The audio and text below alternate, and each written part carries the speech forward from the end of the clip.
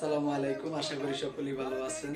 স্ক্রিনে যা ভিডিওটা দেখতেছেন আমার পাশে, এই বিশ্ব বাটপার ধানমন্ডি ৩২ নম্বর বাড়িটি যখন ভাঙচুর করা হয়েছে, তখন তার সাথে নাকি ফেরেস্তা এসে কথা বলছে এবং ফেরেস্তারা এই কাজে সহযোগিতা করছে।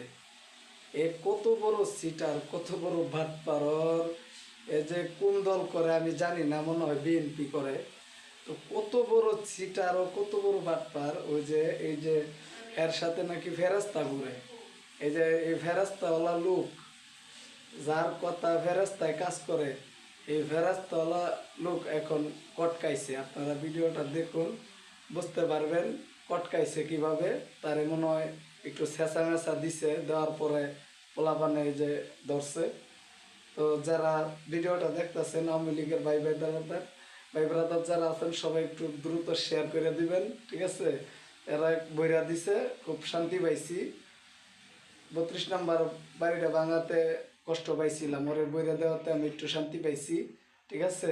শেখ হাসিনা ভিন্ন ব্যাপার, ওর সাথে কোনো নাই, আমি কোনো দল করি না, কিন্তু শেখ মুজিবর এইখানে রাখি, শেখ মুজিবরকে এইখানে, ঠিক আছে? শেখ মুজিবরের বাড়িটা ভাঙাতে খুব কষ্ট পাইছি, ওরে বইরা দিছে, খুব শান্তি পাইছি। তো ভিডিওটা তো দেখতেই আছেন আপনারা, ভিডিওটা শেষ পর্যন্ত দেখে যাবেন। আর এই ধরনের যারা এরকম জিন্দাবলী এবং অনুসারী যারা আছে, এরা সাবধান হয়ে যান।